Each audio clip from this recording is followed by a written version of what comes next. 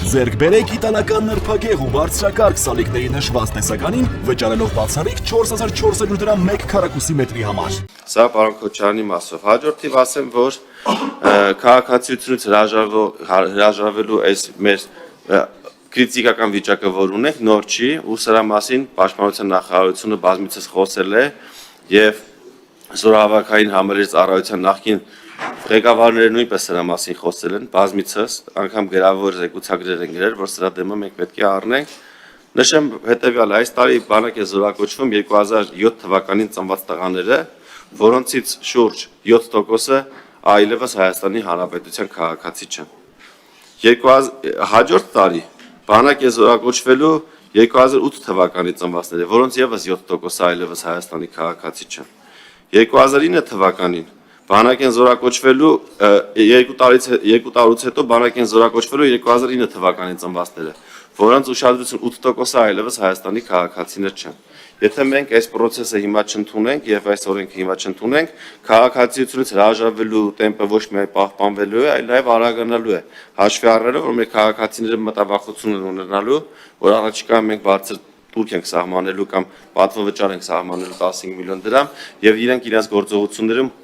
ավելի արագ են լինելու եւ եթե այսօր երեխան 10 տարեկան կամ 11 տարեկանա չեն շտապել քաղաքացիությունը դադարեցնելու, իրանք արդեն այդ ճանապարհով արագ գնալու են, ինչի դեմը մենք պետք է առնենք այսօր նախագիծը ընդունելով։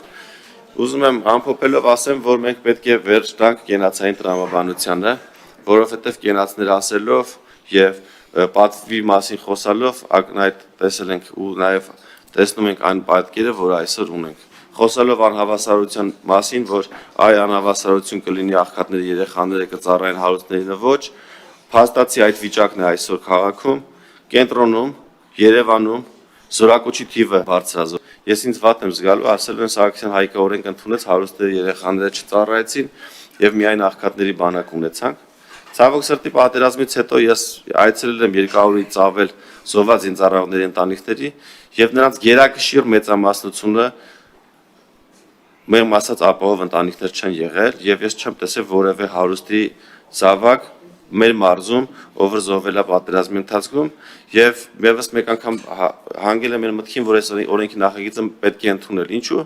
որովհետեւ հարուստի երեխաները, ովքեր առողջական թղթերով կամ քաղաքացիությունից հրաժարվելով խուսափել էին ծառայությունից, մենք անգամ չկարողացանք մոբ ռեսուրսի տեսքով իրաց ներգրավել, քանի որ ուղղակի պարտադիր զինվորական ծառայության ենթակա չեն նրանք։ Մենք այս հարցը եւս պետք է լուծեն, ամփոփելով ցանկանում եմ շնորհակալություն հայտնել բոլոր շահագրգիռ անձանց, ովքեր այս վերջին 1.5 տարիների ընթացքում քննարկել են։ Շնորհակալություն եմ ուզում հայտնել կառավարության ղեկավար վարչապետ Նիկոլ Փաշինյանին իմ առաջարկին ընթացք տալու եւ բազմաթիվ քննարկումներ կազմակերպելու համար եւ ամփոփելով ուզում եմ նշեմ նաեւ վարչապետի վերջին ելույթը կապված այս օրենսդրական նախաձեռնության հետ։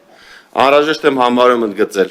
բանակը պետք է դադարի լինել էժանագին կենացների օբյեկտ կամ կենացների էժանագին օբյեկտ, որովհետև երբ փորձում ես հասկանալ, թե ինչ է թաքնված այդ կենացների խորքում,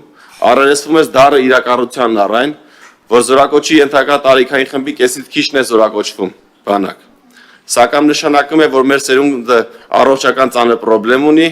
կամ մեր զորակոչը Հայաստանի Հանրապետությունը մնում է կոռուպցիայի ամենածաղկուն միջավայրը,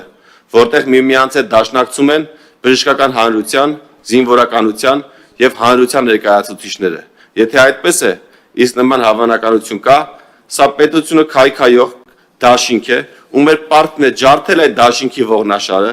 որովհետեւ այդ դաշինքը կասկածի տակ է դնում մեր պետության գոյության իրավունքը։ Այստեղ իհարկե իրավապահ համակարգի արդյունավետության հարցն է շատ սուր կախված։ Մյուս կողմից մենք պետք է գնանք ինստիտուցիոնալ բարեփոխումների, վճռական որոշումների ճանապարհով, որտեղ չթողենք կամ նվազագույնի հասցնենք չարաշահումների հնարավորությունը։ Եկել է վճռական որոշումների գնալու ժամանակը։ Շնորհակալ եմ։